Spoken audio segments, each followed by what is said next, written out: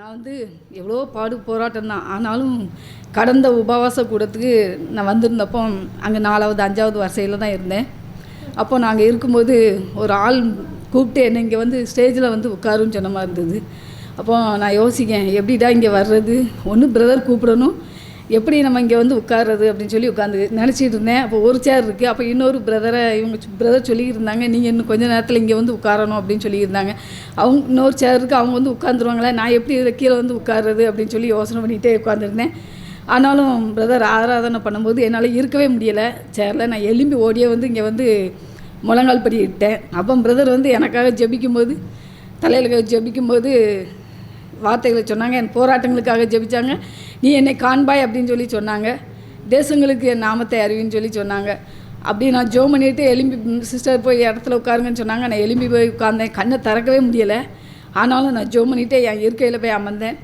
அங்கே போய் கொஞ்ச நேரத்தில் பிரதர் வந்து ஃபுல்லாக வெள்ளையாகவே தெரிஞ்சாங்க. ஆனால் பிரதர் என் கண்ணுக்கு தெரியவே இல்லை, ஃபுல்லாக வெள்ளையாகவே தான் தெரிஞ்சுது. அப்புறம் இந்த இடம் முழுதும் தேவ பிரசன்னத்தை உணர முடிஞ்சுது. தேவன் வந்து என்னை ஆளுகை செய்கிறதையும் என்னால் உணர முடிஞ்சுது. நான் வரும்போதே அதைத்தான் கேட்டு வந்தேன், ஏசப்பா நான் இதுக்கு முறையும் இன்னும் மொதவும் பார்த்துருக்கேன், இன்னும் பரிசுத்தமாகணும்னு சொல்லி தான் சொல்லியிருக்கீங்க. நான் இந்த முறை வரேன், இந்த முறையும் நான் உங்களை பார்க்கணும் ஏசப்பா அப்படின்னு சொல்லி தான், என் கண்கள் உண்மை காணணும் அப்படின்னு சொல்லி தான் கேட்டு வந்தேன். அதே மாதிரி தேவன் என் கண்களை திறந்தார். தேவனுக்கு கோடான கோடி நன்றி. அது மட்டும் இல்லை, இந்த 2025வது வருஷம் நான் வந்து ஊழியத்துக்குன்னு தான் கடந்து வந்தேன். 9ஆம் தேதி இங்கே கடந்து வந்தேன். ஆனால் நான் இருக்க மாட்டேன்ட்டு கிளம்பி போயிட்டேன். 2 நாட்கள் தான் இருந்தேன். 2 நாட்கள் இருக்கும்போது நான் 11ஆம் தேதி அந்த இடத்துல நான் கீழே படுத்துருந்தேன். அதிகாலை 3 மணிக்கு போல் எனக்கு முழிப்பு வந்தது.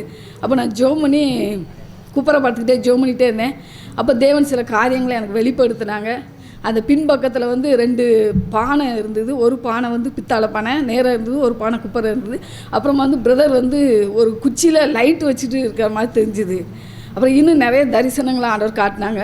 அப்போ நான் கிளம்பி போச்சில் பிரதரை வந்து பார்த்துட்டு போகும்போது நான் அந்த ஒரு காரியத்தை மட்டும் சொன்னேன், பிரதர் நீங்கள் வந்து குச்சியில் ஒரு குச்சி வச்சுருக்கீங்க, அதில் லைட் எரியிற மாதிரி இருக்குது அப்படின்னு சொல்லி சொன்னேன். அப்போ சொன்னேன், அதுக்கு விளக்கம் என்ன நீங்களே கொடுங்க அப்படின்னு சொல்லி, நீங்களே சொல்லுங்கள் அப்படின்னு சொல்லி சொன்னாங்க. அப்போ ஏன் மைண்டு கேட்ட மாதிரி நான் சொன்னேன், மணவாளன் வரும்போது எதிர்பட்டு, அப்போ நான் ஏன் அப்படி சொன்னேன், கன்னிகள் அந்த வசனம் இருக்குல்ல அதை மாதிரி. அப்போ மணவாளன் வரும்போது எதிர்பட்டு போகிறக்கா அப்படின்னு சொல்லி சொன்னேன். அப்போ ஏன் நான் அந்த ஊழியத்தை பண்ணுறேன் அப்படின்னு சொல்லி கேட்டாங்க. அப்புறமா திரும்ப ஆண்டவர் உணர்த்தினார், உலகத்துக்கு ஒளி வெளிச்சமாக இந்த மகனை வச்சுருக்கேன் அப்படின்னு சொல்லி அந்த திரும்பமாய் எனக்கு உணர்த்தினாங்க.